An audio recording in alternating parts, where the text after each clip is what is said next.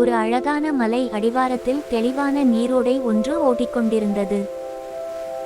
அங்கு அணிலும் சுட்டி மானும் வசித்து வந்தது.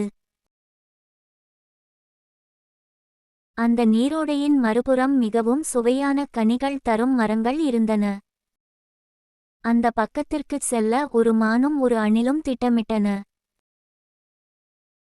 நீரோடையை பார்த்த மான், அணில் நண்பா, இந்த பக்கம் இருக்கும் புற்களை விட அந்த பக்கம் இருக்கும் கனிகள் மிகவும் ருசியாக இருக்கும் போலிருக்கிறது.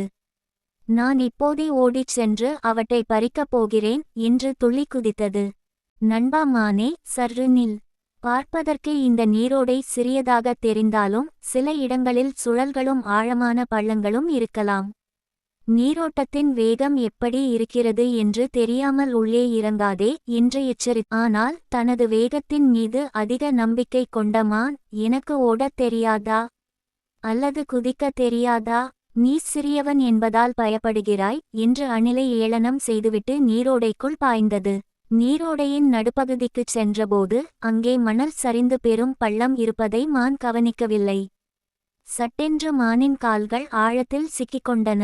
நீரின் வேகம் மானை தள்ளியது. கால்கள் தரையில் ஊன்ற முடியாமல் மான் தடுமாறி நீரில் மூழ்கத் தொடங்கியது. கரையிலிருந்த அணில் பதற்றமடையாமல் அங்கிருந்த ஒரு நீண்ட கொடியை பிடித்து மானை நோக்கி வீசியது.